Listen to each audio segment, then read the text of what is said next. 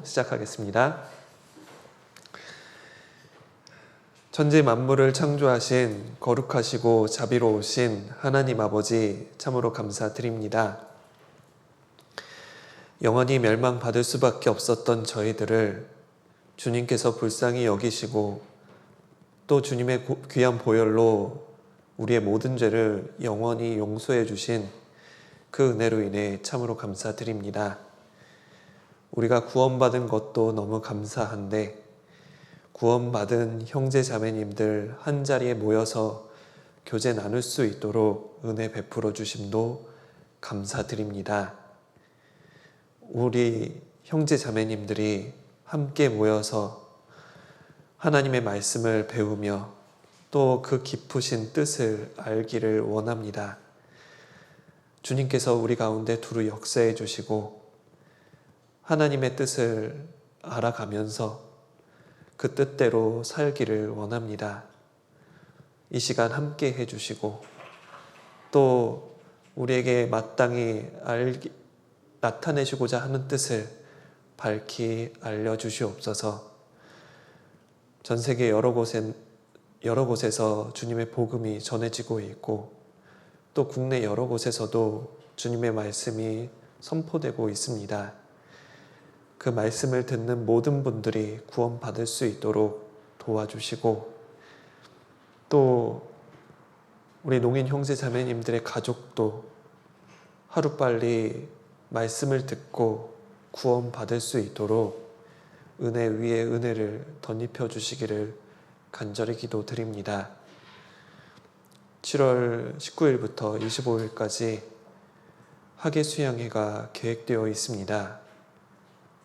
그 학예 수양회를 통해서 정말 많은 영혼들이 구원받을 수 있도록 도와주시고 말씀을 전하는 목사님과 또 많은 분들의 마음을 헤아려 주셔서 그 학예 수양회를 통해 하나님의 놀라운 일들이 나타날 수 있도록 도와주시기를 간절히 기도드립니다. 그것을 위해서 준비하는 형제 자매님들의 손길과 그 마음을 더욱더 하나로 모아주시고 우리가 더욱더 하나님의 일에 관심을 갖고 그리고 서로 수고할 수 있도록 우리 마음을 붙들어 주시기를 간절히 기도드립니다. 오늘 이 시간 주님의 말씀을 배우기에 한자리 모였사오니 말씀을 통해 교훈받은 내용들 마음속에 새길 수 있도록 도와주시옵소서. 모든 시간을 전능하신 하나님 손에만 의지합니다. 우리를 구원해 주신 예수님 이름으로 기도드렸습니다. 아멘. 오늘 주제는 학예 수양회를 준비하며라는 주제로 함께 형제 자매님들과 같이 교제를 나누고자 합니다. 얼굴이 익숙하신 분들도 많이 계실 줄 압니다. 여기 서울교회에서 같이 봉사하셨던 분들도 많이 계시고 또 비문의 상담을 집회를 했던 모습 그리고 이정구 목사님도 계시죠. 그리고 수양관 모습도 보입니다. 이게 벌써 재작년 일이에요. 올해도 사실 조금 모여서 같이 말씀을 배우기는 어렵습니다. 내년에는 혹시라도 가능할 수 있지 않을까. 우리에게 학예 수양회가 과연 몇 번이나 남았을까 라는 생각을 하게 됩니다. 그런 생각을 할 때마다 더 우리가 하나로 돼서 복음 전하는데 정말 힘써야 되겠다라는 생각을 하게 됩니다. 여호수아서를 함께 보겠습니다. 여호수아 1장 1절로 4절입니다. 성경을 보시고 읽어보신 후에 앞에 봐주시면 좋겠습니다.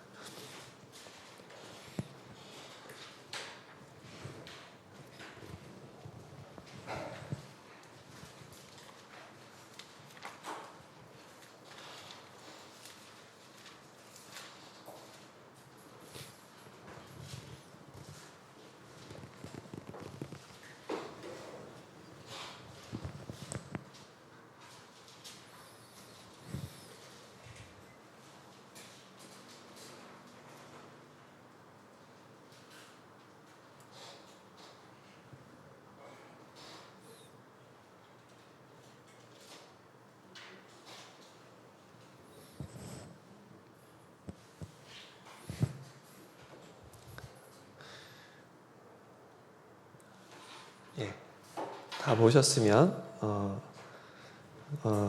이 여호수아 성경은 이제 성경 아카데미에서도 이제 설명을 드리겠지만 이 여호수아서는 하나님께서 약속하신 그 가나안 땅, 지금의 이스라엘 땅을 정복하고 분배하는 내용들로 기록되어 있습니다. 이 창세기서부터 쭉 이어져 오는 내용입니다. 창세기는 이제 모든 것이 이제 하나님께서 창조하셨고 그 가운데 아브라함이라는 이스라엘의 조상, 그 아브라함을 선택하시고 그 아브라함에게 하나님께서 가나안 땅을 약속해 주셨습니다. 그 가나안 땅을 아브라함은 약속을 받고 그 아브라함이 가나안 땅에 들어가서 살다가 흉년이 듭니다. 흉년이 들어서 출애굽기라는 성경에 보면은 그 이제 요셉이라는 아들, 그 아브라함의 후손이 그 가나안 땅 옆에 보면 애굽이라는 지금의 이집트라는 나라가 있는데 그곳에 이제 정착을 하게 됩니다. 가나안 땅에 흉년이 들어서. 근데 그 바로 왕이 이스라엘 민족을 이제 노예로 삼고 거기서 종살이를 하다가 다시 하나님께서 주신 가나안 땅의 약속을 되새기고 그 애굽 땅을 벗어나서 가나안 땅을 출발하는 과정이 출애굽기에 기록되어 있습니다. 그리고 레위기라는 성경은 그 가나안 땅에 들어가기 위해서 이스라엘 백성들이 어떠한 모습으로 살아야 되는지, 깨끗하기 위한, 하나님 앞에 거룩한 삶을 살기 위한 그 방법들이 기록되어 있습니다.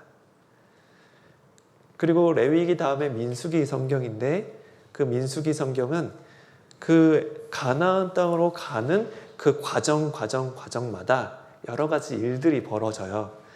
그런 여러 가지 일들에 대한 내용들이 재미있게 나타나 있고, 그리고 신명기라는 성경이 있습니다. 신명기 성경은 이제 가나안 땅에 거의 다 도착해서 들어가지는 못하고 거의 다 도착해서 다시 한번 하나님께서 우리에게 원하신 뜻이 무엇인가, 또 어떻게 하면 깨끗하고 하나님 보시기에 거룩한 삶을 살아갈 것인가, 그 하나님의 말씀을 언급한 내용이 나와 있습니다.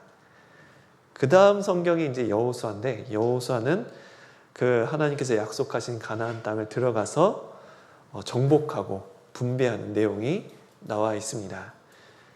그 가운데 여호수아 1장부터 여호수아 5장까지는 전쟁을 치르기 위한 준비 과정이 상세하게 기록되어 있습니다. 오늘은 그 중에 몇 가지만 좀 생각을 해보려고 합니다. 여호수아 1장 1절부터 2절까지 처음 부분에 보면 여호와의 종 모세가 죽은 후에라고 했습니다.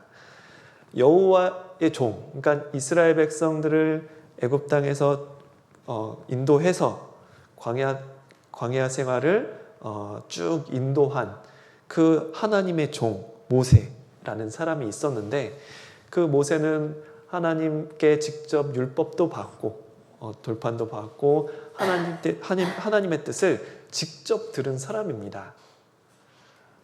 그런데 그 모세가 죽은 거예요. 이 모세는 창세기, 출애굽기, 레위기, 민수기, 신명기 이 5권의 성경을 기록한 사람입니다. 최고의 선지자죠. 근데 그 모세는 하나님과 함께 했기 때문에 모세가 이끌었던 이스라엘 백성들은 아무도 건들 수가 없었습니다. 모세의 명령대로 싸웠을 때는 전쟁에서 승리를 했고, 이스라엘 백성들은 모세와 함께 40여 년을 보냈습니다. 여호수아 갈렙을 제외하고 성인들은 40년 이후에 다 죽었습니다. 그 후손들이 이제 그 하나님께서 약속하신 가나안 땅을 들어가는 이제 시작인 거죠. 그 후손들도 모세를 잘 봐왔던 사람이었습니다. 모세가 이제 지도자로서 잘 이끌었던 것을 보았던 세대였습니다. 그런데 모세가 뭐 나이가 많긴 했지만 뭐 기운이 빠진 것도 아니고 병이 있었던 것도 아닙니다. 하나님의 뜻대로 그 느보산이라는 곳에 올라가서 거기서 그냥 죽어요. 근데 뭐 시체는 찾을 수도 없었습니다. 그랬더니 이스라엘 백성들이 30일 동안 애곡을 한 거죠.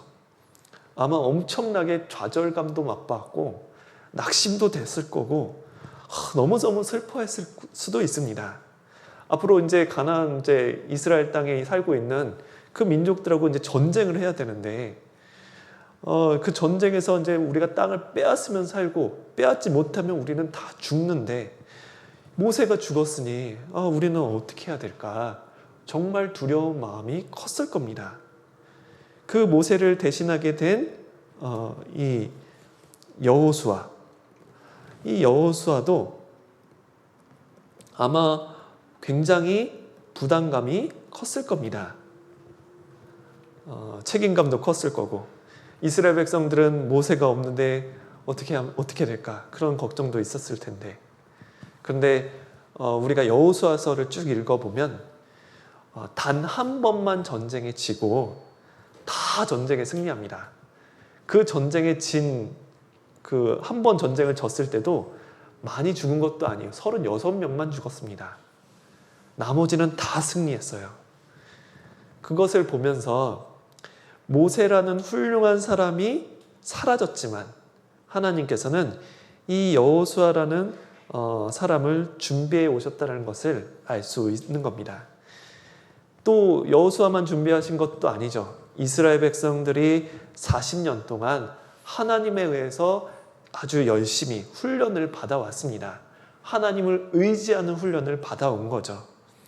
자기도 그러는 사이에 이스라엘 백성들은 자기도 모르는 그런 엄청난 능력을 하나님께로부터 받게 되었던 거죠. 이스라엘 백성들은 몰랐을 겁니다. 그런데 엄청난 능력을 가진 민족이 된 거죠. 하나님께서 그렇게 해서 준비해 오셨거든요. 우리도 마찬가지입니다. 우리도 이제 학예 수양회를 앞두고 있는데 물론 이제 온라인으로 하는 학예 수양회다 보니까 과거처럼 뭐 많은 것을 준비하지는 않습니다. 그런데 학예 수양회를 통해서 하나님께서 크게 정말 많은 사람들이 구원받는 역사를 우리는 지난 몇 년 동안 봐왔습니다. 그 학예 수양회를 준비하기 위해서 우리는 무엇을 해야 될까? 아마 어떤 분들은 그렇게 생각하실 수도 있습니다. 지난 시간 동안 같이 교제했었던 형제 자매님들이 생각이 날 수도 있어요. 그 형제 자매님들이 같이 와서 같이 봉사하고 같이 전도할 수만 있다면 정말 너무 좋겠다. 근데 지금은 그 형제 자매님이 어디 갔을까? 뭐 이사를 가신 분들도 계실 거고 또 전도인으로 부름을 받으신 분들도 계실 겁니다. 그런데 그런 사람이 없다 하더라도 하나님께서는 지금 우리를 지금 우리를 준비시켜 두셨고 우리를 통해서 하나님의 일이 나타나기를 원하십니다. 가끔씩 우리가 이제 그런 생각을 할 수도 있죠. 그때 그 형제가 있었으면 너무 좋았을 텐데. 그때 그 형제 자매님 참 전도도 잘하고 봉사도 잘하고 정말 수화도 정말 잘했는데 과연 우리가 이 학예 수양회를 잘할 수 있을까? 하나님께서 지금도 우리를 통해서 역사하실까? 과거보다 지금은 더 많은 일을 해야 되는데 내가 그 일을 잘 감당할 수 있을까? 그렇게 생각이 들 수도 있지만 이 여호수아 1장 1절에 모세가 죽었습니다. 모세가 죽었다라고 말씀하셨잖아요. 그것은 새로운 사람을 통해서 역사하시겠다는 뜻입니다. 하나님은 지금 이 순간을 위해서 우리를 부르셨고 또 우리를 통해서 하나님의 뜻이 나타나기를 원하십니다. 우리는 알지 못하지만 우리를 통해서 주님께서 아주 위대한 승리를 이루시기를 원하시는 거죠. 그런 부분에서 이 여호수아 1장이 큰 위로가 되는 거죠. 또 보면은 여호수아 1장 1절 2절 부분에 너는 여호수아에게 이제 하나님께서 말씀하신 겁니다. 여호수아, 여기 너는 여호수아죠. 너는 이 모든 백성, 이스라엘 모든 백성으로 함께 일어나라고 했습니다. 더 이상 슬퍼하지 말고 일어나라고. 30일 동안 내곡했습니다. 더 이상 슬픔에 잠길 필요는 없어요. 하나님께서는 이 모든 백성과 함께 요단강을 건너서 하나님께서 약속하신 그 가나안 땅으로 가라라고 말씀하신 겁니다. 모든 백성과 함께 요단강을 건너는데 필요 없는 사람은 한 사람도 없다. 모두 다 가야 된다라고 말씀하신 거예요. 그래서 이 여호수아가 아마 많은 생각이 떠올랐을 겁니다. 이 백성을 다 데리고 가야 된다고? 그냥 군대만 데리고 가면 안 되나? 힘세고 싸움 잘하는 몇 명만 데리고 가면 안 되나? 이스라엘 백성들에는 여기 보면은 여자도 있고 또 아이도 있습니다. 아마 장애인들도 있을 거예요. 그런데 이런 모든 사람들을 다 데리고 가면은 싸움을 못 하잖아요. 어떻게 보면 전쟁하는데 방해가 될 수도 있습니다. 그런데 하나님의 뜻은 함께 다 데리고 가는 것이 하나님의 뜻입니다. 물론 이제 하나님의 능력이라면 다 갈 필요 없이 몇 명을 통해서 가나안 땅을 다 정복하실 수도 있어요. 분명히 그렇게 해서 승리하실 수도 있지만 하나님의 방법은 그게 아니에요. 모든 사람이 연합하는 것이 하나님의 뜻입니다. 그래서 모두 요단을 건너가라고 말씀하신 거죠. 그 안에서 하나님의 능력이 나타나기 때문입니다. 여호수아 1장 3절에 보면 내가 모세에게 말한 바와 같이, 여기 보시면 여기 내는 하나님입니다. 하나님께서 모세에게 말한 바와 같이 무릇 너희 이스라엘 발바닥으로 밟는 것을 내가 다 너희에게 주었노니라고 말씀하셨습니다. 하나님께서 다 이스라엘 백성에게 주었다라고 하신 거죠. 예. 가나안 땅을 너에게 주었다. 이 뜻이 앞으로 줄 계획이야. 그게 아니에요. 이미 줬어요. 끝! 이미 주었다라고 말씀하신 거죠. 그러면 이제 하나님께서 이미 주셨으니까 전쟁하지 않아도 되겠네요. 그냥 걸어가면 다 내 차지가 되겠네요. 맞죠? 하나님께서 이미 가나안 땅을 주셨어요. 그렇다면 이스라엘 백성들이 싸울 필요가 있을까요? 없을까요? 이미 주셨으니까. 그런데 이스라엘 백성들은 해야 될 일들이 있는 거죠. 하나님께서 이미 주셨으니까 그 받아내는 수고를 해야 되는 겁니다. 우리에게도 마찬가지입니다. 하나님께서는 우리에게 모든 것을 다 주셨어요. 그런데 내가 받으려고 하지 않으면 얻을 수가 없습니다. 시간이 지나도 얻지 못하고 그냥 사라져 버려요. 하나님께서는 우리 신앙생활의 승리를, 그리고 학예 수양에 이루어지는 많은 그런 기쁨과 그런 새로 태어난 그 영혼들의 그러한 모습을 보면서 기쁨을 이미 주셨어요. 우리가 해야 될 일은 주신 것을 받는 겁니다. 그것을 믿고 전심전력을 다해서 받는 거예요. 승리를 받아내야죠. 쉽게 이 부분이 좀 이해가 어려우실 수도 있는데 쉬운 예를 하나 들도록 하겠습니다. 어떤 부자가 있어요. 그런데 자기 친척이 너무 가난해요. 그래서 이제 그 친척이 너무 가난해서 친척이 굶어 죽을 지경인 거죠. 그래서 그 부자가 그 친척을 불쌍히 여겨서 친척에게 금이 묻혀있는 산 전체를 줬습니다. 야, 내 금광을 선물로 줄게. 엄청 통이 크잖아요. 금광을 준 거예요. 금이 엄청 많이 묻혀있는 산 전체를 줬어요. 그럼 금광 누구 거예요? 친척 거죠. 친척 겁니다. 가난했던 친척 것이 됐어요. 그런데 그 가난했던 친척이 굶어 죽었대요. 왜 굶어 죽었을까요? 금광을 안 캤거든요. 이미 줬으면 가서 금광을 캐가지고 받아내야 되잖아요. 근데 캐내지 않으면 아무 가치가 없는 거죠.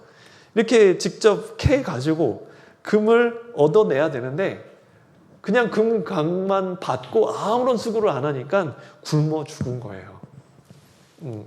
묻힌 채 지나간 거죠. 하나님께서도 우리에게 원하시는 게 이겁니다. 빌립보서 2장 12절에 너희 구원을 이루라 라고 말씀하셨습니다. 하나님께서 이미 신앙생활의 승리를 해 주셨는데 이루라는 것은 우리 보고 이루는 것을 노력해라 라고 말씀하신 겁니다. 명령이에요. 누가 이루어야 되냐면 우리가 이루어야 되는 겁니다. 사람의 몫인 거예요. 구원받은 그리스도인의 해야 될 일인 거죠. 항상 두렵고 떨리는 가운데 생활의 구원, 성화를 이루어 나가야 되는 겁니다. 그냥 하나님께서 알아서 다 해주시겠지, 그게 아니에요. 사람이 해야 될 몫이 있는 겁니다. 빌립보 2장 12절에 보면 너희 안에서 행하시는 이는 하나님이시니, 여기 너희는 빌립보 형제자매님이죠. 자기의 하나님의 기쁘신 뜻을 위하여 너희로 소원을 두고 행하게 하시나니. 빌립보 형제자매님들에게 바울 사도가 편지를 쓴 내용입니다. 그거는 그 사람들 내용이고 나는 이 사람들과 무슨 상관이 있겠어 라고 생각할 수 있겠지만, 이거를 우리를 위해서 생각을 해보면 이렇게 읽을 수 있겠죠. 우리 안에서 행하시는 분은 하나님이십니다. 하나님의 기쁘신 뜻을 위해서 우리로 소원을 두고 행하시는 분입니다. 무엇을 행하실까요? 하나님께서는 내 안에 이렇게 역사를 하시는데 하나님의 기쁘신 뜻을 깨닫게 하십니다. 말씀을 듣는 가운데 알게 되는 거죠. 하나님께서 세상 모든 사람에게 복음을 전하기를 바라시는구나, 그것을 깨달아요. 때를 얻든지 못 얻든지 항상 복음 전하는 걸 힘써야 되는구나, 그걸 깨닫는 겁니다. 잃어버린 영혼 한 사람을 찾도록 그렇게 수고하는 것을 하나님께서 원하시는 겁니다. 원하시는구나, 그것을 깨닫는 거예요. 강권해서, 원하지 않아도 강권해서 주님께서 이렇게 복음이 전해지는 그 자리를 채우는 것이 하나님의 뜻이구나, 그것을 깨닫게 되는 겁니다. 그게 하나님께서 기뻐하시는 뜻입니다. 하나님의 기뻐하시는 뜻인 거죠. 그리고 하나님의 기뻐하신 뜻, 복음을 전하고 한 사람이라도 빨리 구원받기를 원하는 것, 그것을 말씀을 통해서 깨닫게 되는 겁니다. 그것을 깨닫게 되면 이게 하나님의 뜻이구나, 내가 이 하나님의 기쁘신 뜻을 내가 이제 행해서 하나님께 기쁨을 드려야지, 그런 마음이 소원이 되는 거죠. 우리 마음 가운데 소원이 되는 거예요. 내가 하나님께 기쁨을 드리기 위해서 내가 무엇을 해야 될까? 마음속에 막 그런 마음들이 올라옵니다. 열정들이 올라오는 거죠. 그런데 그런 일들을 할 때 우리 각자를 되새겨보면 내 자신의 부족한 모습을 많이 보게 됩니다. 합당치 못한 죄가 생각이 나고 그 죄 때문에 내 자신이 좀 미워 보이기도 하고, 그리고 하나님 말씀 앞에 나오는 것도 좀 꺼려지게 되고, 그러다가 자기 자신의 죄를 하나님 앞에 고백을 하고, 그리고 그런 모습을 이제 바꾸려고 노력하다 보면 점점점 하나님께서 쓰시기에 합당한 사람으로 변하게 되는 겁니다. 그게 하나님의 뜻이죠. 하나님께서는 사람을 통해서 하나님의 뜻을 이루어 가십니다. 하나님은 내 안에 소원을 두시고 행하게 하시는 거죠. 이게 하나님의 하시는 일입니다. 하나님의 거룩한 일을 하기 위해서 하나님께서 이미 이루어 놓으신 사실을 사람들이 믿을 때, 그리고 믿고 실천하면서 그대로 살아갈 때 거룩한 일을 할 수가 있어요. 물론 내가 아니어도 하나님께서는 다른 사람을 통해서 하나님의 일을 하실 겁니다. 하나님은 전능하시거든요. 꼭 내가 아니어도 다른 사람을 통해서 하나님의 일을 하실 겁니다. 문제는 내가 하나님의 일에 참여하지 않는다면 나에게 아무런 유익이 없습니다. 내가 동참하지 않고 다른 사람이 구원받는 것을 보면서 기뻐할 수는 있지만 나에게 하나님의 상이 없어요. 여기 마라톤 선수가 있습니다. 예를 한번 들어보면 이 마라톤 선수가 막 뛰어요. 뛰는데 결국 그 마라톤 선수가 골인에 딱 들어왔습니다. 그 마라톤 선수가 1등으로 딱 들어오면 이제 막 메달도 받고 트로피도 받고 상금도 받을 거잖아요. 많은 기쁨과 영광이 있을 겁니다. 근데 그 마라톤 선수를 응원하는 수많은 사람들이 있어요. 와, 대단하다. 막 그 승리한 사람을 보면서 같이 기뻐할 수 있습니다. 똑같이 마라톤 선수와 같이 기뻐할 수 있지만 영광이 완전히 다르죠. 마라톤 선수는 상금도 받고 메달도 받고 트로피도 받고 막 그런 영광을 받지만 옆에서 구경하는 사람은 영광은 없어요. 그냥 기뻐할 수만 있는 겁니다. 하계수양회를 통해서 우리가 교훈받을 수 있는 거죠. 많은 사람, 우리가 하계수양회를 참여하지 않을 수 있어요. 동참하지 않을 수 있습니다. 그리고 나중에 하계수양회 때 많은 사람 구원받았대 소식 듣고 와 정말 잘됐다 같이 기뻐할 수는 있습니다. 그런데 상은 없어요. 소식을 듣고 기뻐하는 사람과 이렇게 같이 좋아할 수는 있지만 상은 없는 거죠.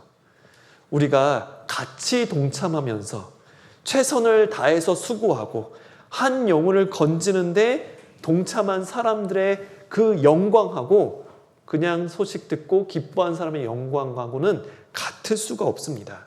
비교할 수도 없죠. 그리고 주님 앞에 그 칭찬도 다를 거예요. 난 어쩔 수 없었어. 내가 안 해도 다른 사람 잘 했잖아. 그러한 아니란 생각은 접어야 돼요. 그건 하나님의 뜻이 아닙니다. 골로새서 1장 28절 29절에 바울 사도가 편지한 내용입니다. 우리가 예수님을 전파하고 그리고 모든 사람을 권해서 그 사람들에게 하나님의 지혜로 가르치는 이유는 그 사람들을 완전한 자로 세우려고 하는 것이다. 그 일을 위해서 내가 힘을 다해서 수고한다라고 말씀하셨습니다. 힘을 다하여 수고하노라. 하나님의 뜻은 1등 하려는 마음으로 전심전력해서 나에게 주어진 시간과 노력을 다해서 최선을 다하는 게 하나님의 뜻입니다. 바울 사도가 이렇게 하나님을 전파하고 하나님께 각 사람을 권유해서 가르치는데 내가 그런 일을 하는데 내가 열심히 기도했어. 마음을 다해서 그냥 같이 옆에서 이렇게 기도 열심히 했어. 교회에 왔어. 그 정도가 아니죠. 힘을 다해서 수고했다라고 말씀하셨습니다. 수고하는 게 필요한 거죠. 하계수양회도 마찬가지입니다. 대충 해서는 안 돼요. 최선을 다해야 합니다. 전도도 대충 할 수는 없죠. 더 간절히 기도하고 주님께 매달리고 더 부르짖어야 합니다. 그리고 형제 자매님을 세우는 일도 대충 할 수 없어요. 찾아가서 신방하고 또 같이 이야기해주고 마음 일으켜 세우고 대충 할 수 없습니다.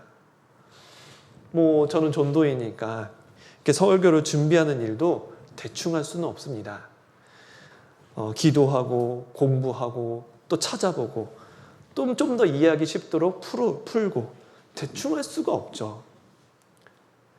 통역을 하시는 자매님도 대충 하지는 않습니다. 제가 대본을 드리면 그것을 받고 기도하고 단어 찾아보고 문맥 확인하면서 혹시라도 통역 때문에 메시지가 잘못 전달되지는 않을까 두려운 마음으로 준비합니다. 제가 아는 어떤 자매님은 등에 진통제 주사까지 맞으면서 통역을 하셨다고 그런 얘기를 들은 적이 있어요. 대충 할 수가 없습니다. 대충 하면 통역이 제대로 되지 않아요. 매번 전도 집회에 나온 내용이니까 잘 익숙하니까 그거 가지고 하지 그런 마음으로 온전하게 설교자의 마음이 전달되지 않습니다. 우리에게 신앙생활은 대충 하는 것이 아니에요. 하나님께서 우리에게 신앙생활의 승리를 이미 주셨습니다. 우리는 승리가 약속된 전쟁을 하고 있는 거죠. 우리는 나아가야 합니다. 피할 수 없어요. 나아가서 승리를 받아내야 돼요. 담대하게 영적 전투에 참여해서 적극적으로 뛰어 들어가야 합니다. 우리가 해야 될 일들을 한다면 신앙생활은 승리할 수가 있는 거죠. 매년 치러지는 학예 수양에 실패는 없어요. 패배는 없습니다. 매년 매해 새로운 영혼이 수백 명씩 구원받는 역사가 나타났습니다. 누군가는 작년 코로나 바이러스로 과연 이 상황에서 복음이 제대로 전해질 수 있을까? 걱정을 했지만 작년에도 수많은 영혼들이 말씀을 들었고 구원을 받았어요. 우리에게는 승리가 약속되어 있습니다.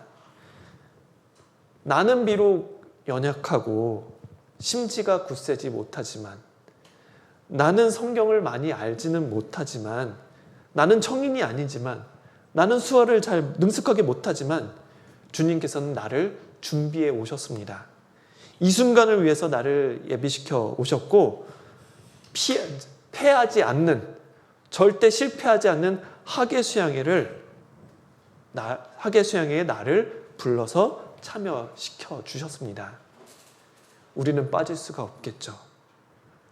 가만히 있을 수도 없습니다. 여호수아 1장 5절로 6절에 보면 하나님께서 여호수아에게 약속을 해주셨어요. 어떻게 약속을 해주셨냐면,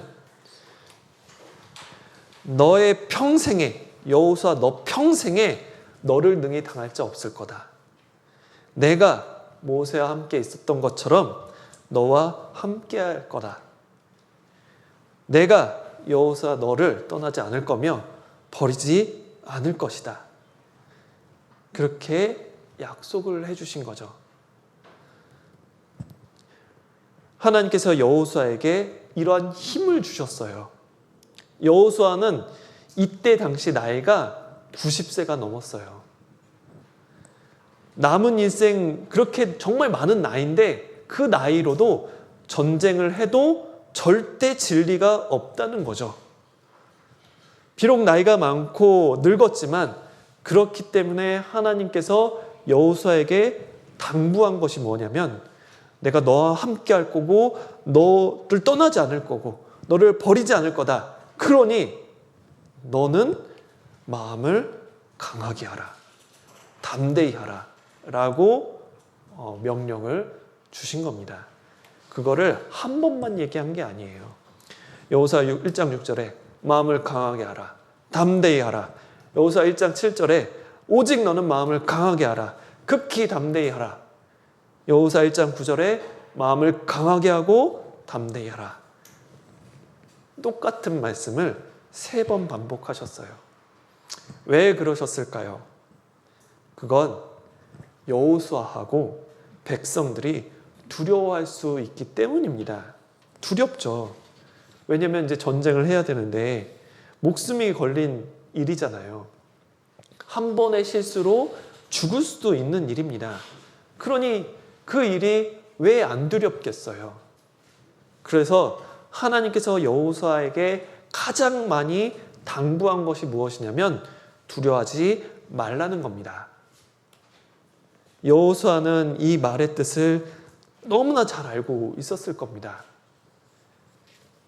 과거에 모세가 이끌었을 때, 모세가 이스라엘 백성들을 이끌었을 때 40년 동안 이끌면서 많은 전투가 있었는데 전투마다 앞장서서 그 전쟁을 이끌었던 사람이 여호수아였습니다. 그런데 그 하나님께서 함께 하신 그 전투에 여호수아는 한 번도 실패하지 않았어요. 게다가 하나님께서 함께 하시니까 광야에서 굶어 죽은 사람도 없습니다. 추워서 얼어 죽은 사람도 없어요. 전쟁터에 나가서 패해서 죽은 자도 한 사람도 없습니다. 이스라엘 백성이 죽었을 때가 언제냐면 하나님 말씀에 불순종했을 때, 모세한테 반역을 일으켰을 때, 대적했을 때, 그때 많이 죽었어요. 그런데 다른 사람과 전쟁했을 때는 한 사람도 안 죽었어요. 그래서 하나님은 여호수아의 마음을 잘 아시기 때문에 여호수아에게 3번이나 반복해서 두려워하지 말아라 라고 말씀하신 겁니다. 우리도 마찬가지죠. 우리도 학예생애를 준비하면서 우리에게 두려운 마음이 있습니다. 내 학예수행을 참여해야 되는데 휴가가 안 맞는데 꼭 이걸 어떻게 해야 될까? 알바를 어떻게 빼지?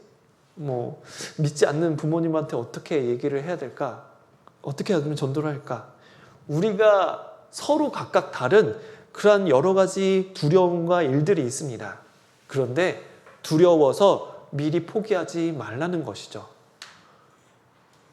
우리가 전도할 때 많은 문제가 있습니다. 내가 전도하면 저 사람이 나를 멀리하지 않을까? 이 사람 너무 고집이 세요.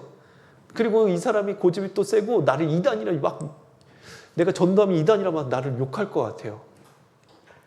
걱정도 되고 근심도 됩니다. 전도하려는 사람이 나를 멀리하고 고집도 너무 세고 나를 이단이라 무시할 것 같고, 그러한 마음이 두려움이라는 것이죠. 전도할 때 가장 문제가 되는 것은 바로 두려워하는 마음입니다. 사람에 대한 두려움이 가장 크겠죠. 내가 이 얘기하면 저 사람이 혹시 불편해하지 않을까? 나를 이상한 사람 취급하지 않을까? 내가 학예 수양회 때문에 휴가를 쓴다고 하면 회사에서 날 이상하게 생각하지 않을까? 두려움 때문에 이 전쟁에 참여하는 것을 꺼리게 된다는 거죠. 내가 전하는 사람마다 그래요. 내가 말씀 기다리고 있었는데 좋아요. 내 말씀 한번 들어볼게요. 그렇게 해서 말씀 듣고 구원받으면 좋겠지만 그렇게 되지는 않습니다. 그럴 일들은 거의 없어요. 반드시 내 마음을 흔드는 일들이 있습니다. 그럴 때 우리는 두려워 말고 계속해서 복음을 전해야 합니다. 사실 두려워하지 않고 담대하면 내가 전하는 사람들이 다 구원받지는 못해도 몇몇은 확실하게 구원받을 수 있어요. 그것을 우리는 마음에 새겨야 합니다. 그래서 전도할 때 하나님께서 우리에게 명령하신 것은 마음을 강하게 하라, 담대히 하라. 여호수아에게 명령하신 것처럼 우리에게도 명령하시는 겁니다.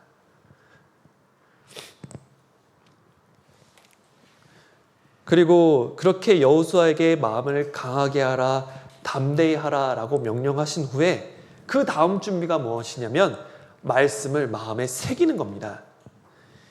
여호수아에게 하나님께서 명령하신 게 무엇이냐면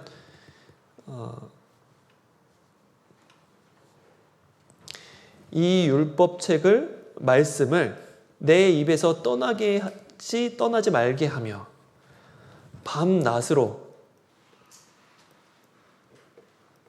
말씀을 묵상하며 그 가운데 기록한 대로 다 지켜 행하라. 말씀을 많이 마음속에 새기라는 거죠. 그리고 그 배운 말씀대로 실천하라는 겁니다. 말씀은 무기와 같은 거예요. 내가 기억하고 마음속에 새긴 그 말씀은 무기와도 같은 겁니다. 말씀을 더 많이 알면 알수록 성령은 내 안에서 그 무기와 같은 말씀으로 자유롭게 사용해서 큰 역사를 나타내는 겁니다. 그런데 우리가 말씀에 관심을 더 가져야 되는데 우리가 갖고 있는 관심사가 뭐 집값이 얼마냐, 땅값이 얼마냐, 아파트값이 얼마냐 그런 것에 관심을 둔다면 주님께서는 내 안에 큰 역사를 나타낼 수가 없어요. 요즘에 인덕원에 뭐 GTX 그 C가 뚫려가지고 땅값이 많이 오른다고 했는데 이럴 때 집 하나 사놨어야 되는데 그런 생각으로 많이 꽉 차 있으면 아무 일을 할 수가 없는 거죠. 우리에게 많은 유혹들이 있는데 그 유혹들을 이길 수 있는 것도 말씀입니다. 예수님께서 유혹을 말씀으로 이기셨거든요. 내 안에 하나님의 영, 아들의 영, 성령이 우리 안에 계시는데 그 성령이 말씀을 갖고 내 안에 여러 가지 일들을 하십니다. 내 안에 하나님의 말씀이 생각나게 되고 또 말씀을 순종하려는 의지도 주시고 그 말씀대로 실천하려는 그러한 힘도 주십니다. 근데 말씀이 내 안에 없으면 말씀을 실천하려는 의지나 힘이 생기지가 않아요. 말씀이 없거든요. 그렇기 때문에 우리가 정말 꼭 기억해야 될 것은 말씀을 묵상하고 말씀을 암송하고 새기는 겁니다. 아까 요한복음 1장 1절에 태초에 말씀이 계시니라. 그 말씀을 예수님이라 표현했잖아요. 그 말씀이 하나님과 함께 계셨으니 그 말씀은 하나님이시니라. 그 말씀도 암송하는 거죠. 특히 우리 농선부 형제 자매님들은 말씀에 더욱더 익숙하신 분들이 되어야 해요. 처음 만나는 농인이 어떤 질문할지 모르잖아요. 그 질문한 것을 내가 말씀에 잘 익숙하게 돼가지고 그 질문한 내용들을 내가 말씀을 잘 풀어준다면 해결해 줄 수 있는데 내가 답을 제대로 못해요. 내가 물어보고 올게. 뭐 이제 물어봐가지고 또 이렇게. 물론 그렇게 해도 되는데 시간이 완전 걸리잖아요. 내가 적절하게 말씀을 잘 알아가지고 이 말씀은 이런 뜻이야 라고 딱 알려주면 그 사람이 그러냐고 어떻게 그렇게 말씀 잘하냐고 물어봐가지고 우리가 성경 강의를 한번 들어보자 라고 하면 그 사람이 우리 교회 좋은 마음으로 올 거 아닙니까? 내가 이렇게 적절한 답을 해주기 위해서 우리는 말씀을 마음속에 새겨야 돼요. 내가 말씀을 잘 새기지 않으면 새로 만나는 농인들이 물어봤을 때 엉뚱한 질문을 하게 됩니다. 엉뚱한 답을 하게 되는 거죠. 그러면 자칫 잘못하면 그 농인이 영원히 멸망할 수 있어요. 내 말 한마디가 농인을 살릴 수도 있고 농인을 멸망시킬 수도 있습니다. 두렵잖아요. 내 말 한마디로 인해서 영혼이 살 수도 있고 영혼이 죽을 수도 있어요. 두려운 일이잖아요. 그러니까 우리가 말씀을 많이 마음속에 새겨야 합니다. 이제 학예 수양회 때 새로운 농인들도 오실 수 있는데 처음 오신 분들이 많이 질문을 할 거예요. 그러한 내용들을 미리 알아서 마음속에 새기고 있어야 합니다. 성경을 못 외워도 괜찮아요. 외워야 되는데 노력을 했는데 잘 안 외워져요. 괜찮습니다. 몇 번을 뒤져서 찾을 수 있을 만큼 익숙해지면 되는 거죠. 그 뜻을 자세히 설명해 줄 수 있어야 합니다. 여호수아에게 하나님께서 말씀하신 내용도 그거하고 똑같은 거죠. 이 율법책을 내 입에서 떠나게 하지 말며 떠나지 말게 하며 그리고 주야로 그것을 묵상하며 그 가운데로 다 지켜 행하라. 그리고 또 이 여호수아는 그 하나님의 말씀을 자기 가운데 자기 마음 가운데 새겨서 지키는 정도가 아니었습니다. 자기만 지킨 게 아니라 자기와 관련되어 있는 사람들을 다 불러 모았어요. 여기 여호수아가 백성의 유사, 이제 임원이죠. 백성들의 임원들을 이제 불러서 명령했습니다. 하나님의 뜻이 무엇이다 라고 알게 해주고, 하나님의 뜻을 여호수아만 아는 게 아니라 그 임원들에게도 알게 해주고, 그 임원들에게 백성들한테 두루 다니면서 이 뜻을 전해라 라고 명령했습니다. 그리고 준비하게 했어요. 모든 사람을 하나로 모은 겁니다. 왜냐하면 혼자 할 수 없거든요. 내가 일을 잘한다고 해서 나 혼자 일을 할 수가 없는 겁니다. 오히려 우리 몸 안에 일하지 않는 그 몸의 지체는 없잖아요. 일하지 않는 지체가 있을 때 다른 지체가 물론 그 일을 대신하겠지만 100% 잘하지는 못해요. 제가 전에 한번 말씀을 드렸을 겁니다. 예를 들어 이게 우리가 이제 병원에 가서 맹장이 너무 아파가지고 맹장 수술을 해가지고 맹장을 떼냈어요. 맹장을 떼내도 사람이 죽지는 않아요. 맹장 없어도 살 수는 있는데 다른 지체가 그 맹장이 하는 일을 대신할 겁니다. 그런데 완벽하게 대신하지는 못해요.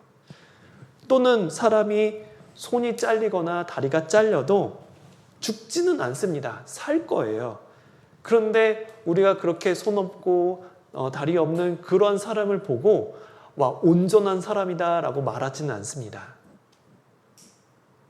마찬가지로 교회는 한 몸입니다. 내가 없어도 교회는 돌아갈 거예요. 운영이 될 겁니다. 내가 없어도 다른 사람이 대신 나 대신 일을 할 거니까. 그런데 내가 해야 될 일을 다른 사람이 100% 완전하게 하지는 못합니다. 교회는 내가 없어도 다른 사람을 통해서 일을 할 테지만 결코 온전하게 되지는 않아요. 우리 주님은 주님의 몸, 교회가 온전하기를 원하십니다. 온전하게 되기 위해서는 우리 모두가 해야 될 일들을 알아서 그 일을 하는 겁니다. 농인선교부 형제자매님들 모두가 이 농선배 구성 인원이 50명이라고 한다면 50명 전체가 각각 자기 일을 잘 하는 것이 온전하게 되는 겁니다. 50명 중에 만약에 10명만 일을 하고 나머지 40명은 일을 안 한다. 그건 결코 온전한 게 아닙니다. 50명이 할 수 있는 일을 주님께서는 그렇게 준비해 오셨고 그렇게 예비해 오셨는데 20명만 참여하고 30명만 참여한다면 그것은 그 일로 인해 하나님의 뜻, 일이 온전하게 이루어지지 못할 거예요. 내가 빠지면 내가 해야 될 일들을 다른 사람이 대신하겠지만 나처럼 못하거든요. 그렇기 때문에 우리는 여러분의 위치를 잘 지켜야 합니다. 그래서 우리의 위치를 잘 지켜야 되는데 그걸 모르는 분들이 계시잖아요. 그래서 그분들에게 말을 해줘야 되는 거죠. 오라고, 같이 하자고 그렇게 말을 해야 되는 겁니다. 명령하라는 얘기가 아니에요. 교회에서는 누구를 명령하라는 사람은 없습니다. 권면하는 거지, 사랑과 선행으로 권면하는 거지 명령하는 게 아닙니다. 명령하시는 분은 한 분이에요. 주님밖에 없습니다. 우리가 학예 수양회를 준비할 때 아직 나오지 못하는 농인 형제 자매님들 참석만 하면 되는 게 아니죠. 전도를 맡아서 해야 될 사람들은 농인 형제 자매님들입니다. 하나님의 귀한 일에 우리 모두가 동참할 뿐 아니라 정말 새로운 영혼들을 인도하자고 같이 이 길 가자고 서로 권해야 합니다. 권면하고 격려하고 그렇게 할 때 말만 하는 게 아니라 직접 도와줘야 돼요. 누구를 전도하는지, 어떻게 전도하는지, 내가 혹시 뭘 도와야 되는지 알았다면 내가 물질로 도울까? 아니면 같이 찐방을 갈까? 아니면 서로 어떤 수단과 방법을 동원해서 도와야 합니다. 직접. 그게 우리가 함께 나아가야 할 방향인 거예요. 그 어떤 하나님의 일도 혼자서 되지 않아요. 혼자서 하나님의 일이 이루어지지 않습니다. 여호수아가 백성들의 유사를 다 모아서 그들에게 전했고, 그 백성들의 유사가 또 백성들한테 가서 또 전했습니다. 함께 하기 위해서. 여호수아 1장 12절에 여호수아가 또 이야기한 게 뭐냐면, 르우벤 지파와 갓 지파와 므낫세 반 지파에게 일러 가로되. 이 세 지파를 이제 언급을 했는데, 이거는 지형을 좀 보셔야 합니다. 제가 지도를 그렸는데 여기 보시면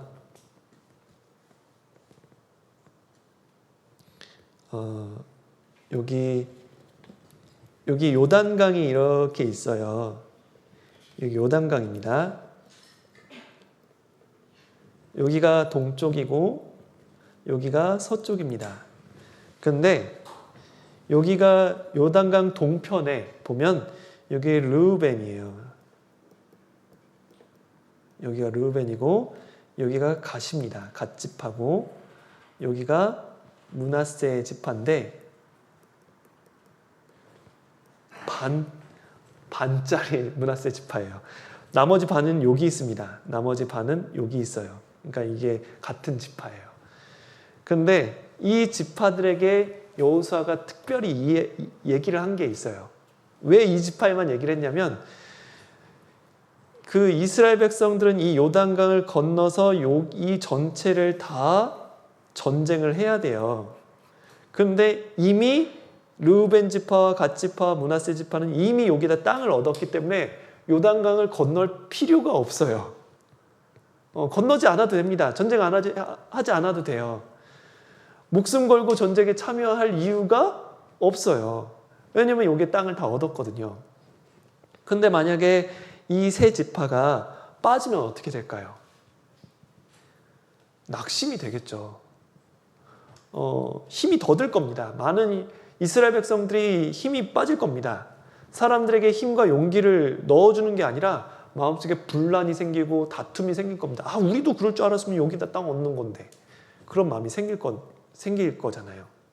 하나님께서 약속하신 가나안 땅을 얻으려는 생각이 아니라 왜 우리는 꼭 건너가서 전쟁해야 돼?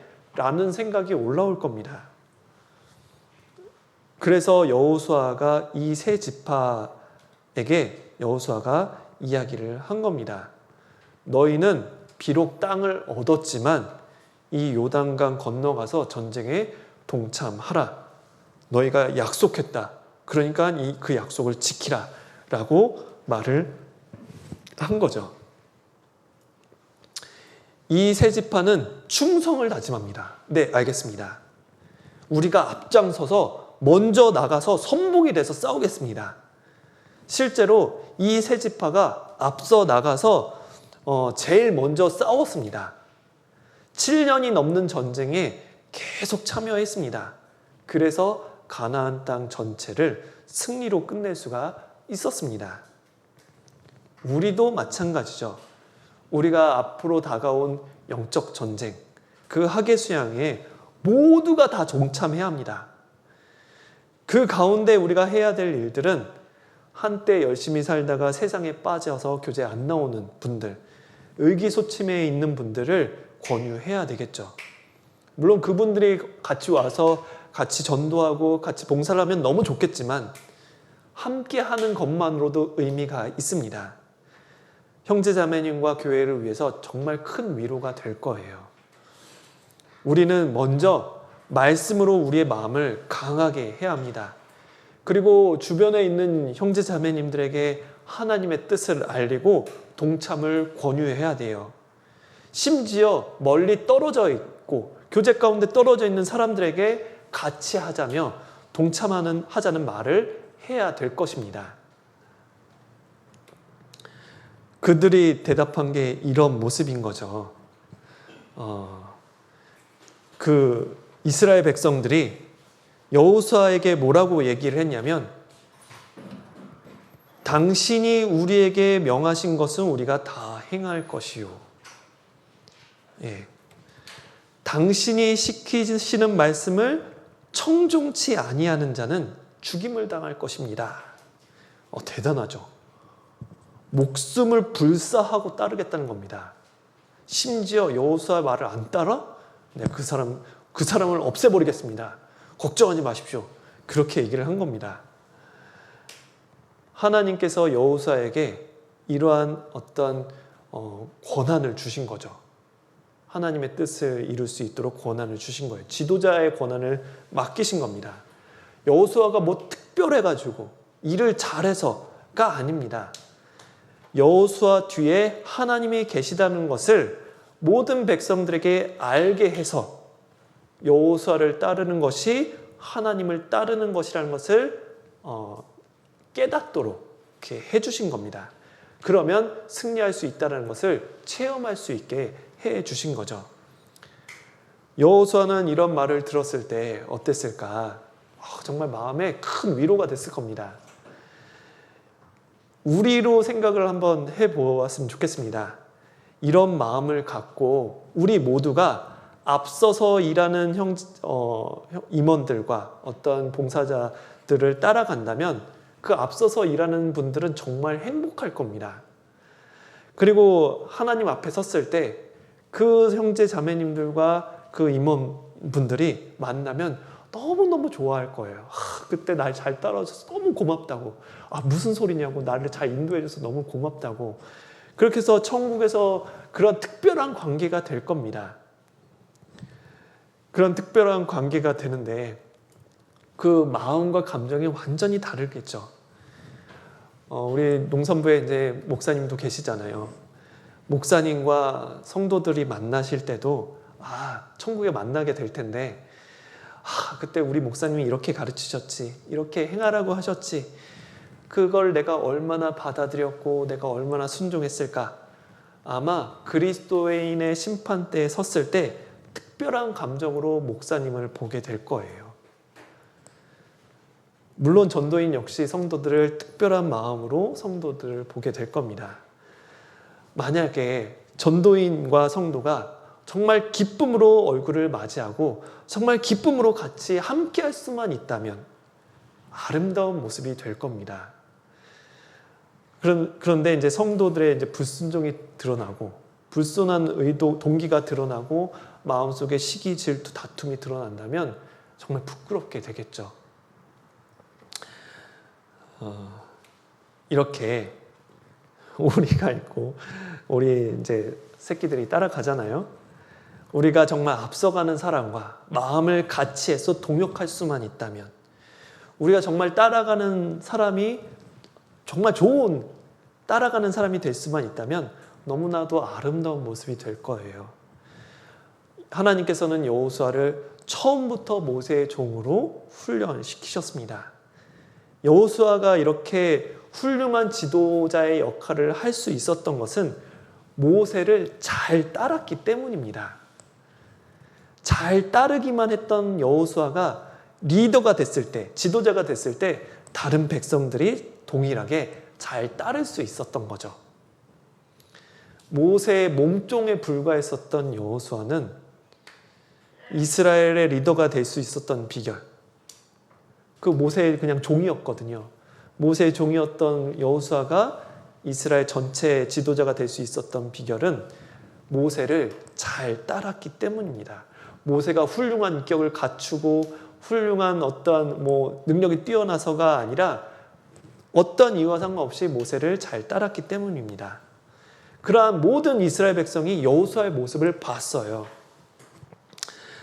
그래서 모든 이스라엘 백성도 동일한 마음으로 여호수아를 따르겠다고 이야기를 한 겁니다. 이러한 관계가 계속 이어질 수만 있다면 정말 아름다운 모습인 거죠.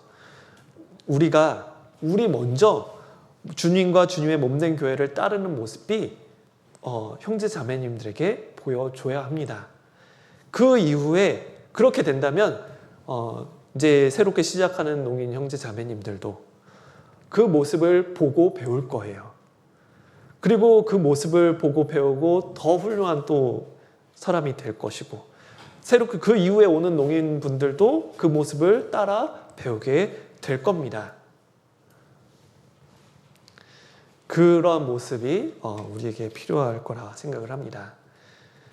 또 이제 중요한 부분 중에 하나가 이제 여호수아가 전쟁을 하기 전에 준비했었던 것이 무엇이냐면 바로 이제 할례입니다.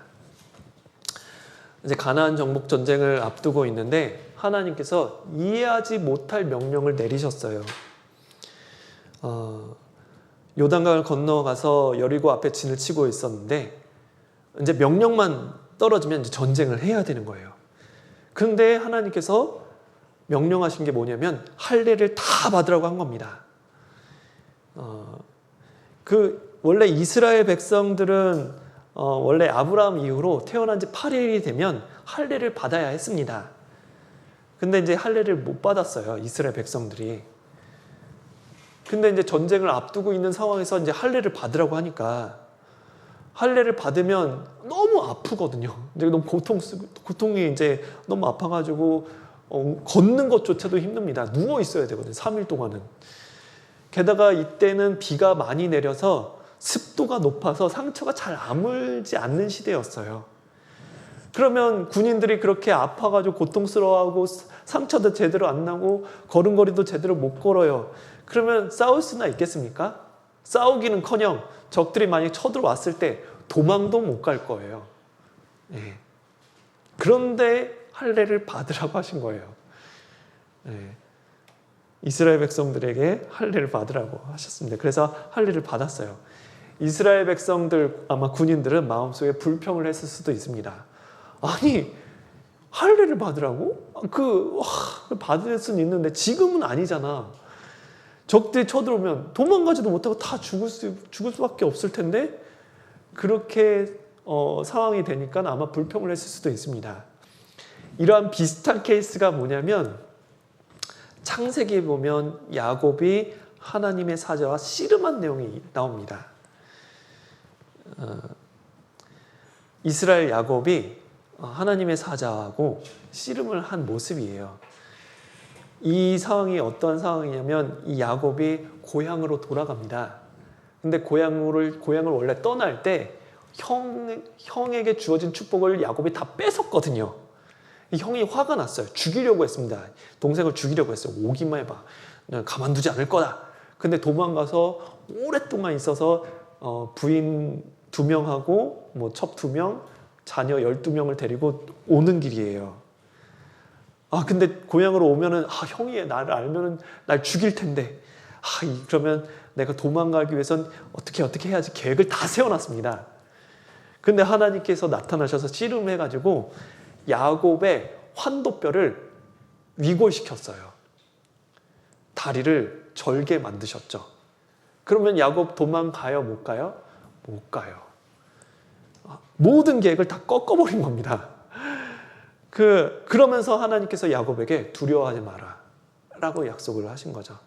네가 형을 만나도 결코 죽지 않을 거다 라고 여러 번 약속을 하셨는데 야곱이 그걸 믿지 않으니까 환도뼈를 위골시킨 겁니다. 더 이상 야곱은 자기를 의지하지 않고 하나님만 의지할 수 있는 상황이 된 거예요. 다시 이스라엘로 돌아와서 이스라엘 백성은 이제 할례를 받으니까 이제 자기 능력을 의지하지 않고 하나님만 바라보게 된 겁니다. 어쩔 수가 없는 거죠. 그리고 나서 그 이스라엘 백성들에게 하나님께서 작전을 말씀해 주셨는데 활은 어떻게 쏘고 칼싸움은 이렇게 하고 그런 작전이 아니라 그냥 성을 한 바퀴 도는 거예요. 매일매일. 되게 웃긴 겁니다. 할례를 받았잖아요. 걸음걸이가 이상할 거예요. 걸음걸이가 어그적 하겠죠. 근데 여리고성 사람이 그걸 지켜보고 있겠죠. 쟤네 뭐 하는 거지? 왜 걸음걸이가 저래? 막 그럴 겁니다. 근데 성벽에서 오니까 걸음걸이가 어그적 하면서 이제 이렇게 걷는 거예요. 근데 여리고성 사람들은 활이 있었어요. 멀리 쏘는 활. 200m 날아가는 활이 있었습니다. 활 맞으면 안 되니까 멀리 떨어져서 삥 들어와야 되잖아요. 그러니까 최소한 이제 멀리서 어그적 걸으니까 이스라엘 백성들이 걸어야 되는 거리가 한 2km에서 3km 정도 됩니다. 무더운 때, 더울 때 막 걷는 거예요. 땀 흐르면 이게 할례 받은 그 다면 쓰라리고 아픈데 그냥 걷는 거예요. 그리고 마지막 날에는 7바퀴 돌라고 했거든요. 약 2km에서 3km니까 7바퀴 돌면 얼마겠어요? 20km 정도 됩니다. 20km면 8시간이 걸려요. 8시간 걸리면 중간중간 밥도 먹어야죠. 힘들 쉬어야죠. 아침 시작을 해서 저녁 끝날 때까지 계속 걸어야 되는 겁니다. 그 다음에 힘 다 빠진 상태에서 고함을 외치라고 했어요. 하면 성이 무너질 것이다. 이해할 수 없는 얘기를 한 겁니다. 그런 작전을 말씀해 주신 거죠. 근데 왜 이렇게 전쟁을 하라고 하셨을까? 전쟁의 승리는 사람의 능력에 달린 게 아니라 하나님께 순종하는 것이 전쟁에 승리할 수 있는 비결이다 라는 것을 알려주신 겁니다. 승리는 내 능력에 따라 달린 게 아니에요. 순종함에 달린 겁니다. 그걸 알려주시기 위해서 이렇게 하신 거예요. 이스라엘 백성들은 40년 동안 하나님 말씀에 철저하게 순종하는 훈련을 받아왔습니다. 아까 야곱도 자기를 죽이려고 하면 도망가야겠다 많은 계획을 세웠지만 그 다리에 환도뼈를 위골시켜서 철저하게 하나님만을 의지했잖아요. 그게 도망가지도 못하고 이제 하나님만 의지하게 됐습니다. 이스라엘 백성도 마찬가지예요. 하나님 말씀에 순종하는 훈련을 받아왔고 진짜 그대로 순종을 했습니다. 그 결과 이스라엘 백성들의 그 여리고성은 함락이 돼요. 이길 수 있었습니다. 그리고 또 이 할례는 또 어떤 의미가 있냐면 육신의 껍질을 벗기는 거. 이게 할례는 육신의 껍질을 벗기는 거거든요. 이스라엘 백성만이 하는 어떤 의식이었습니다. 그것은 이스라엘 백성들이 우리는 하나님의 구별된 백성이다 라는 것을 되새길 수 있는 어떤 일이었어요. 우리는 하나님의 구별된 백성이지, 우리는 하나님의 거룩한 백성이지, 그것을 되새길 수 있는 일이었습니다. 마찬가지로 우리가 이 하계수양회라는 영적 전투를 앞두고 우리가 제일 준비해야 될 것은 무엇이냐면 성결해야 되는 거예요. 거룩한 모습이 있어야 되는 겁니다. 우리의 마음 가죽을 베서 정말 잘못된 부분은 잘라서 버리듯이 거룩한 모습을 유지해야 합니다. 그 어떤 준비보다 중요한 거예요. 깨끗하고 거룩한 생활은 어떤 준비보다 중요한 겁니다. 하계수양회를 위해서 준비해야 될 게 많죠. 전도도 해야 되고 찬양 연습도 해야 되고 상담 준비도 해야 되겠지만, 또는 떨어져 있는 형제자매들을 만나러 다니고 통역하시는 분들은 수화 연습도 해야 되겠지만, 그것보다 제일 중요한 것이 무엇이냐면 성결하고 거룩함입니다. 그리고 구별된 모습이에요. 만약에 우리가 우리의 삶 가운데 성결하지 않고 거룩하지 않는다면 그 상태에서 무엇인가 연습을 하고 하계수양회를 준비한다면 제대로 되지 않아요. 아무 일도 할 수 없습니다. 우리 마음 가운데 항상 구별된 모습으로 삶을 살아가는 것이 필요합니다. 이스라엘 백성들은 할례를 받았어요. 구별된 민족이라는 것을 항상 되새겼던 겁니다. 그리고 유월절을 지켰습니다. 유월절의 의미를 지금 잘 다 설명을 드릴 수는 없겠지만, 이스라엘 백성들이 애굽 땅에서 출애굽을 할 때 어린 양의 피로 자신의 장자가 죽음에서 면해졌다는 사건, 그러한 사건이 있었습니다. 어린 양이 대신 죽었다는 그 사건을 되새기는 거죠. 그것이 우리에게도 필요한 겁니다. 어린 양, 하나님의 어린 양이, 우리에게도 어린 양이 있습니다. 하나님의 어린 양 예수 그리스도께서 우리 대신 죄를 담당하시고 대신 십자가에서 피를 흘리시고 돌아가셨어요. 그래서 그 재앙이, 심판의 재앙이 우리에게 오지 않고 넘어갔습니다. 우리에게도 유월절이 있는 거예요. 우리에게도 구원받은 날이 유월절과 같은 날인 겁니다. 우리는 그러한 날을 되새겨야 하죠. 이스라엘 백성들도 가나안 땅 들어가기 전에 유월절을 지키라라고 명령하셨습니다. 정말 우리가 마음을 쏘아야 될 것은 예수 그리스도, 주님께서 내 죄를 위해서 십자가에서 모두 못 박혀 돌아가셔서 내가 천국 갈 수가 있게 되었구나. 그 감사한 마음을 되새겨야 합니다.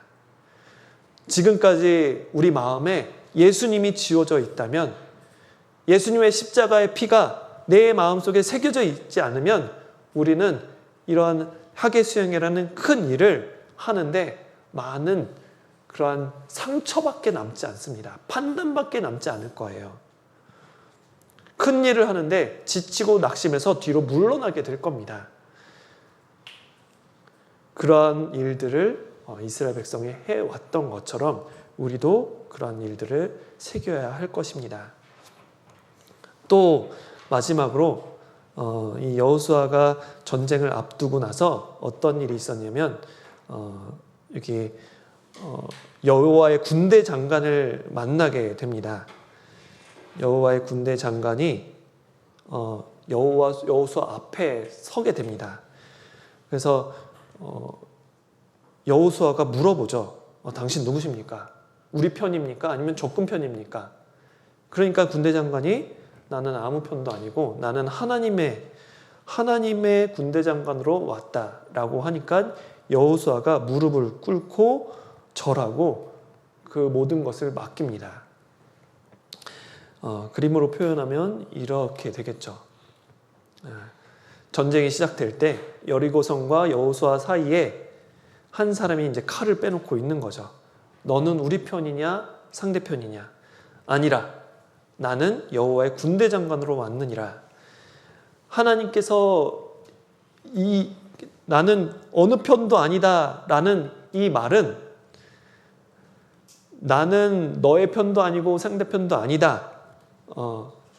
그 의미인 거예요. 그러니까 여호수아가 이게 하나님의 군대 장관은 여호수아 편이 되어야 되지 않을까라고 생각할 수 있잖아요. 그런데 그게 아니에요. 하나님께서 이스라엘 편이 되어서 이스라엘 전쟁하는 것을 돕는 게 아닙니다. 이건 지금 하는 전쟁은 이스라엘 백성들이 주체적으로 하는 전쟁이 아니라 하나님의 전쟁인 거예요. 하나님의 전쟁에 이스라엘 백성이 참여하는 겁니다.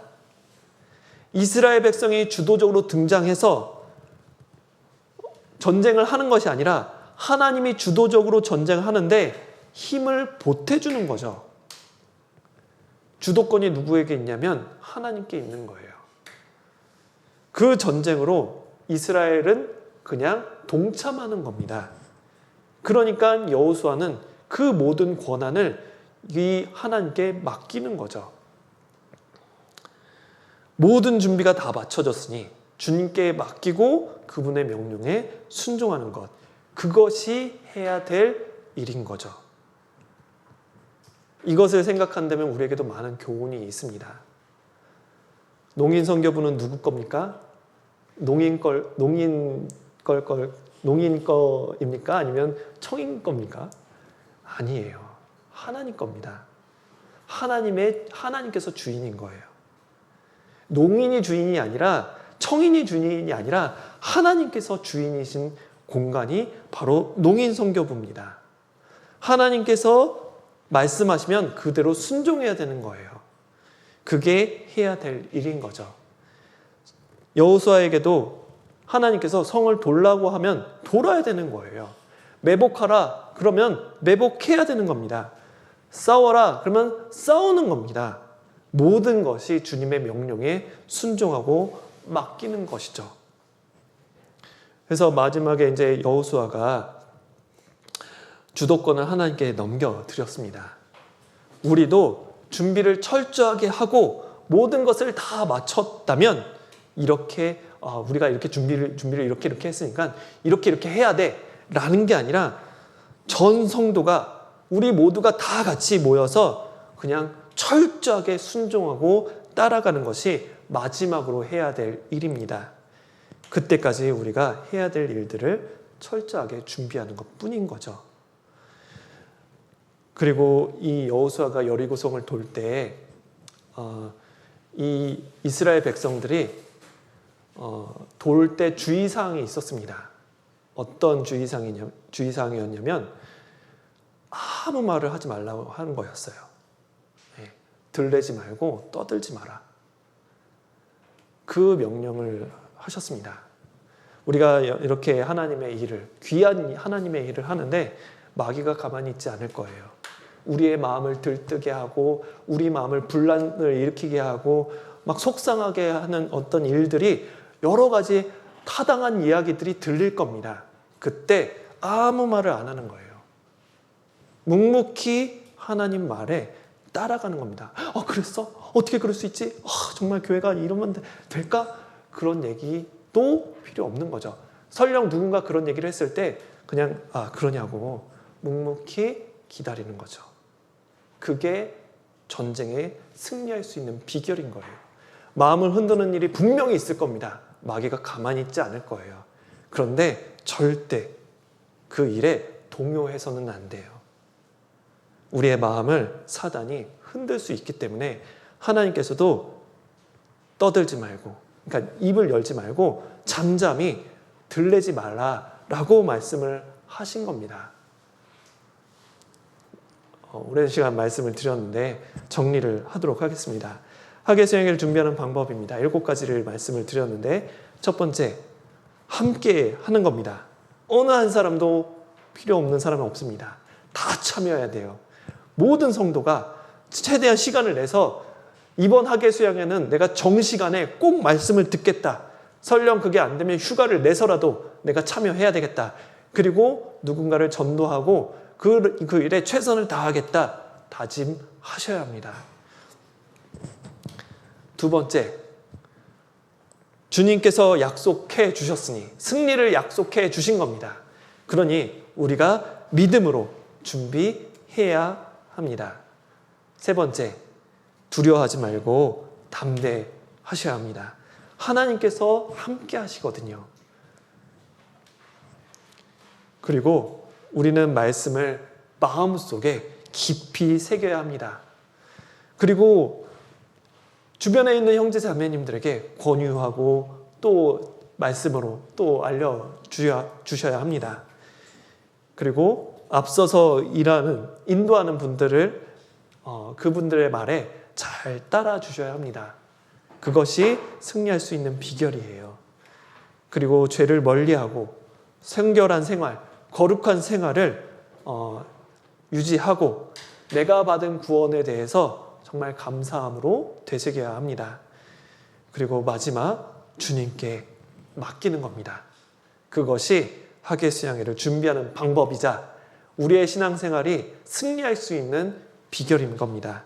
우리 모두가 이렇게 준비해서 정말 귀한 학예 수양회를 치렀으면 좋겠습니다. 같이 기도하겠습니다. 하나님 감사합니다.